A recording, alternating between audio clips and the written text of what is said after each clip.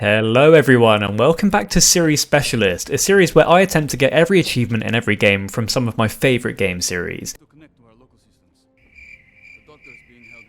As I continue to plod through the Call of Duty series, it'd be very reasonable for people to assume that with 19 games and an additional 8 stacks, it's the quantity of achievements and the amount of games that poses the real challenge here. Now, don't get me wrong, the older Call of Duty games had some real classic achievement challenges. We'll find out.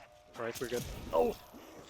Call of Duty 4 really upped the ante on this front with the Mile High Club achievement, in which you had to complete a cramped enemy field level on the hardest difficulty whilst racing against the clock. Just a year after the release of Call of Duty 4, Treyarch released World at War, and to this day, gamers of my generation are probably still having nightmares about the absolute grenade fest that was veteran difficulty.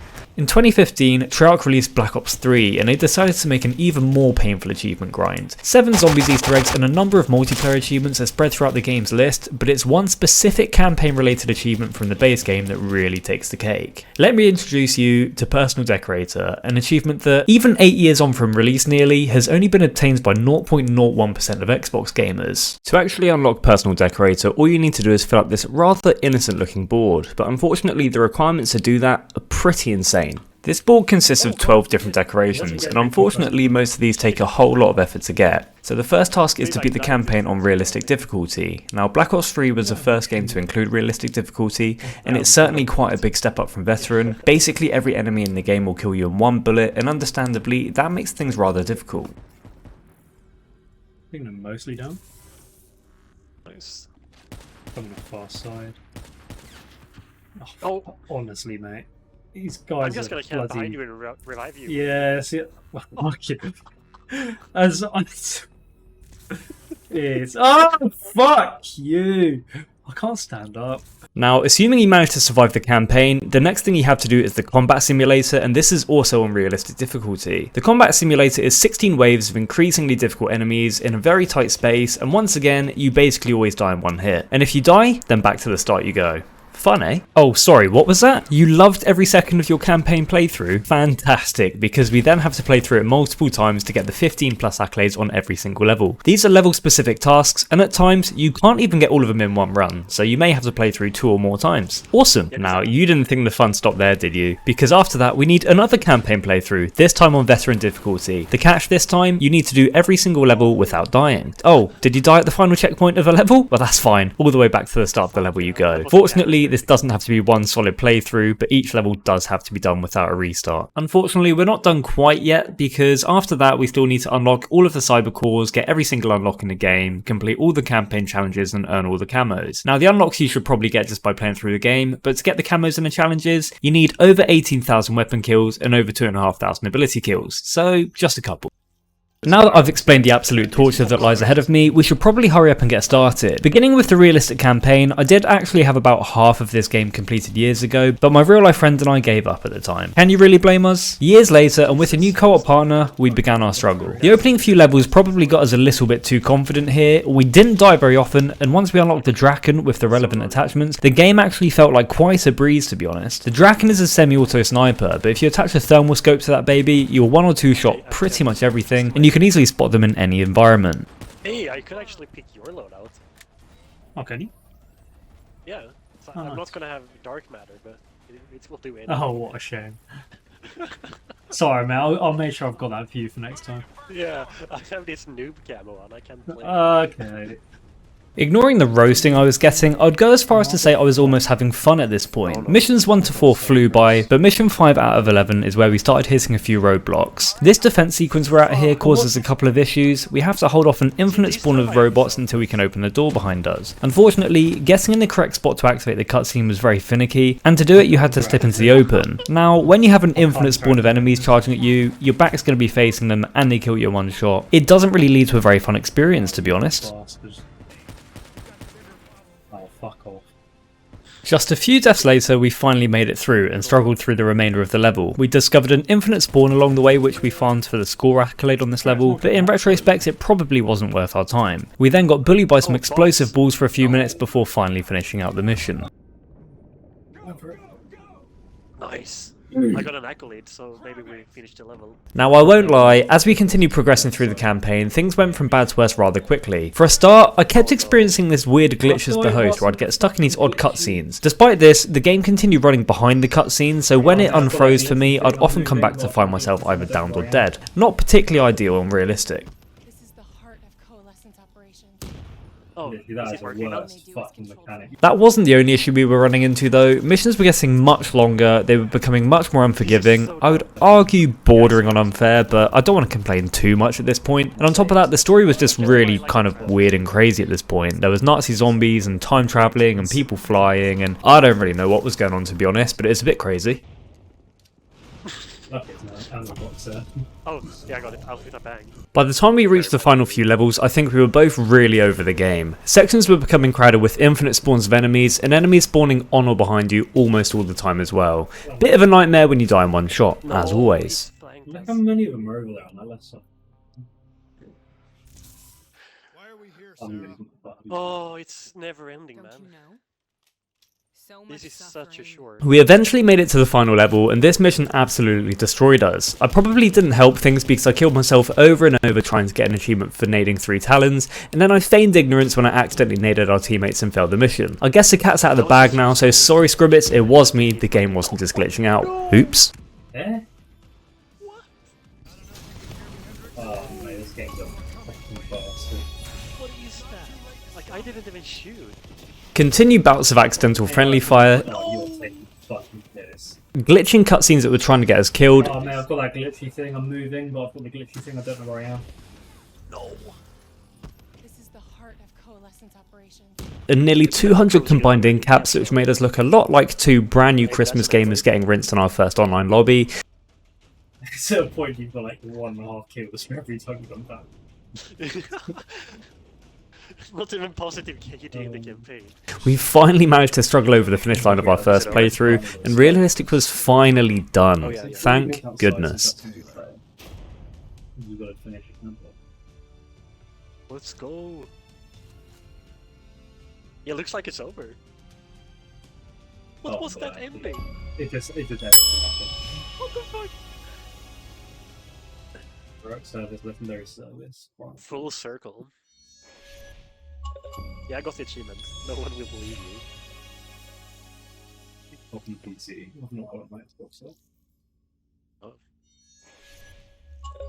Yeah, I got all 3. 0.16% of votes. At this point in time, we'd earned 5 of the decorations towards Personal Decorator. This was the veteran and realistic campaign, all cybercores unlocked, all collectibles, and 2,000 kills.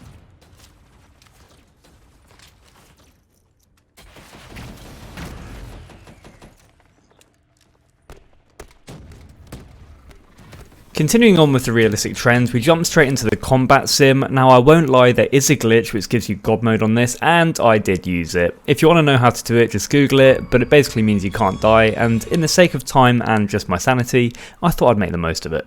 Campaign decoration done. Lovely stuff. At this point in time, my partner and I separate ways to start our accolade grinds. Now, you can do this in co-op, but just because you'll be stealing each other's kills, it makes sense to do it solo. So the accolades do sound rather daunting. With an average of around 16 per mission, you're looking at almost 180 individual tasks to carry out throughout the campaign. Every mission has 2 accolades which are identical, this being the one for completing it without dying and the one for obtaining a certain score. Now, I saved the no death accolades for now, as I'd automatically obtain those when we did our veteran playthrough, but I always tried to make sure that I got my score knocked out early. Taking your time on each mission and killing everything you see is usually a good way to get the score pretty early with a lot of extra scores to play with. There isn't a whole lot to say about most of this grind. Most of the accolades are fairly simple, it's just an entire extra playthrough which at this point in time we don't really want to do. Now, it was a bit of a breath of fresh air because I finally got to use some other weapons and start leveling them up, and I also got to play on recruit difficulty, which is definitely preferable to realistic. Accolades could include all sorts, so you may have to get kills with certain weapons or certain environmental objects, you may need to do certain sections without being seen or hit, avoid killing civilians, all sorts. Now, I breezed through most of this section with relative ease, bar having to replay one level 4 times because I had to destroy 5 carriers on this level, but my guide only listed 4. Bit of a nightmare. Yes. The guide says a wrong thing.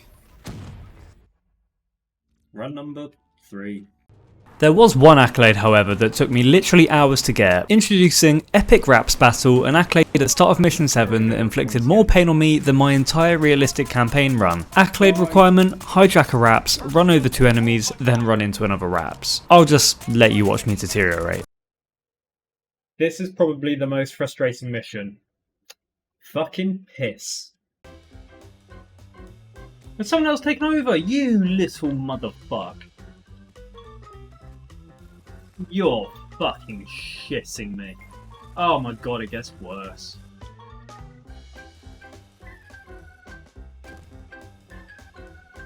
Surely.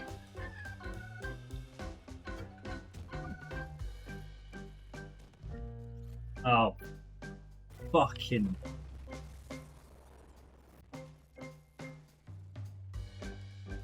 Yes, sir! No! Got 2 kills. Where's the Raps? Come here!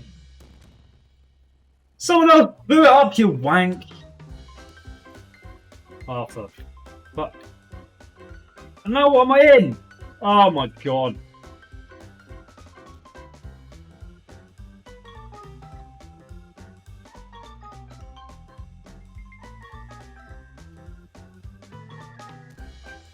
Oh my fucking god! Oh, Jesus Christ.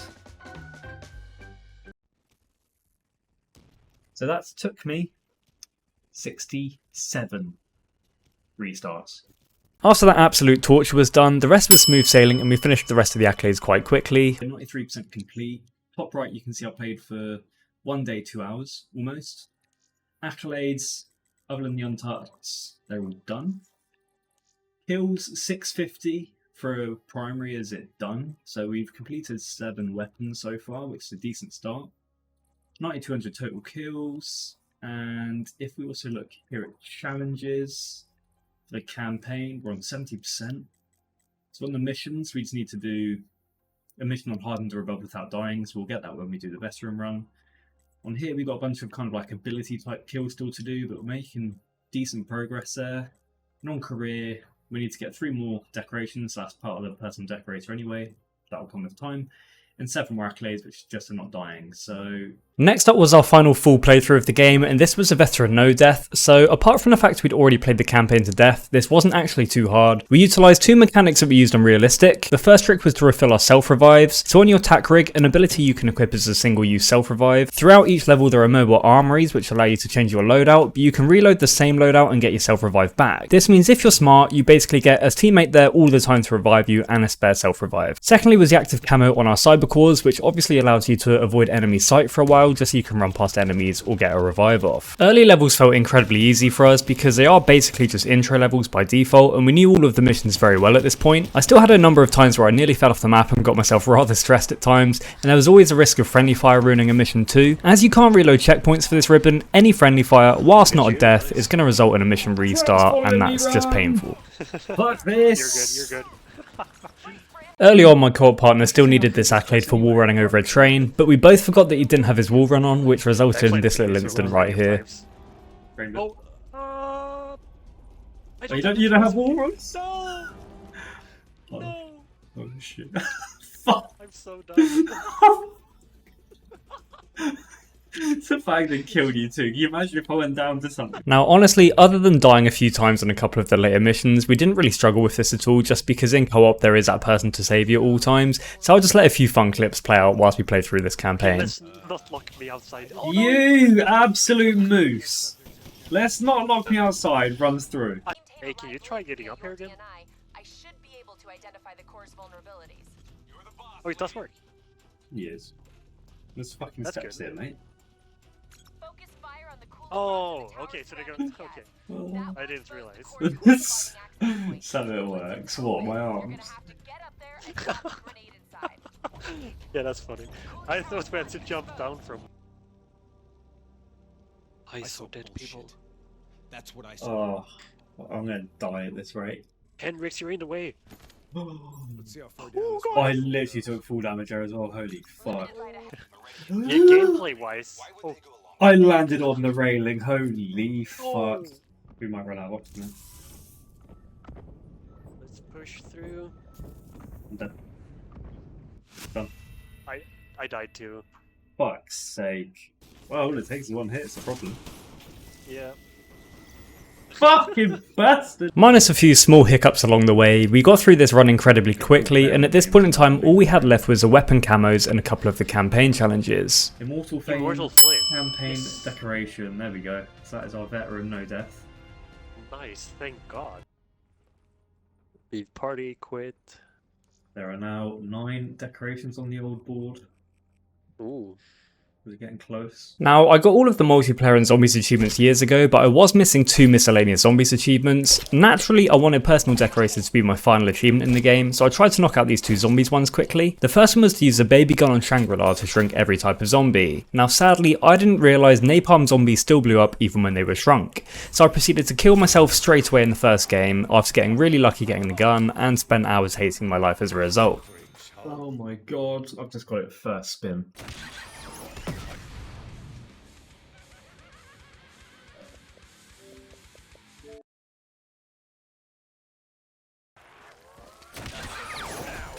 Give me my achievement. Yes! Oh my god, what a horrible achievement. Oh my god. Took me 3.5 hours. My other zombies achievement required me to get 40 turret kills on Revelations in one activation. Now this can't be done until way past round 30 solo. I did try it a bunch but I failed, and eventually I just focused on my weapon grind instead. I did need some ability kills here, but the majority of the remainder of this grind was just weapon kills. As I mentioned, you need something like 18,000 kills for all camos, so I parked myself up at this wall of infinite spawning enemies and started my grind. The kills do come pretty quickly here, but there's still a legitimate risk of dying. Add on the fact you need to keep restarting the level to get new guns once your equipped ones are done, the 5-minute walking simulator at the beginning of the level each time you reload, and the fact that if you die you lose all of your kill progress. This ended up being a bit of a nightmare and not much fun at all. I would literally be better coughing on the robots. Look at this. Okay, why are they all dying so quickly now? Now this looks stupid. I got to the point I thought I was finally done, loaded up the safe house, and I came to the realization that the launchers have camos as well. Oh no!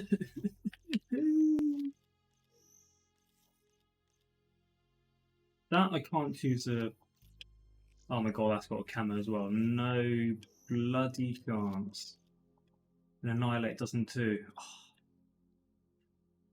Okay, I might have 2 explosive weapons to do quickly. I found a really nice spot to grind the launcher kills, loaded back into the safe house midway through to check my progress on the XM3, and my achievement popped prematurely when I wasn't even recording. Oh, I've just gone back to the safe house. I thought I had 1 weapon left. What? So I've just finished the black cell, but I'm pretty sure I've still got ammo left to get on that. Kane said they're What? off the grid. They must have found a way to disable their DNI tracking. Oh my god, but all 12 of those are ticked off. I think our LNO's keeping something. I don't understand. So all I had left was the black cell and the XM, which I didn't realise were a thing. The achievement didn't pop. So I went to start grinding them, and now this pops. I think you're being Oh my god, literally, I missed like half that recording. She's been through some Oh, bad no. upsetting situations. Wow, Through it all. there we go, guys. That's the grind She's done. being straight with us. So I guess we'll see. the completed board. And the other thing to now look at is our final stats, I guess. I'm in the middle of eating a bloody rice cake. So, campaign challenges, 100% for everything. And my final career stats, 100% complete, 25,000 kills, 1 day, 20 hours played, so 44.5 hours. Yeah, 25,000 kills, 6.3 million score, 53% accuracy. You can see all the weapon kills for everything.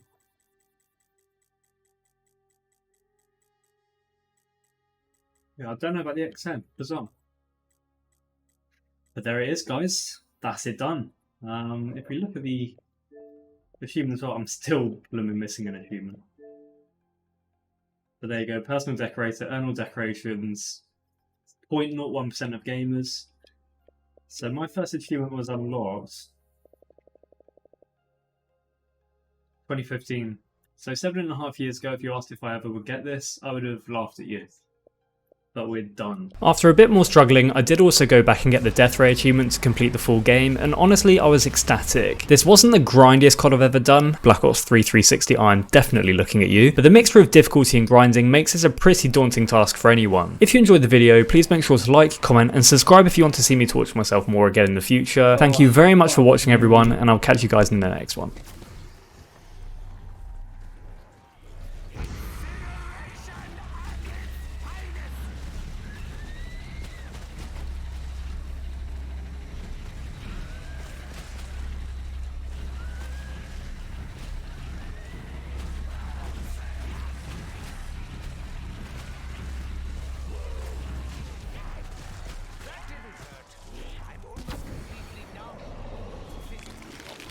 Oh my god, I think it's just popped.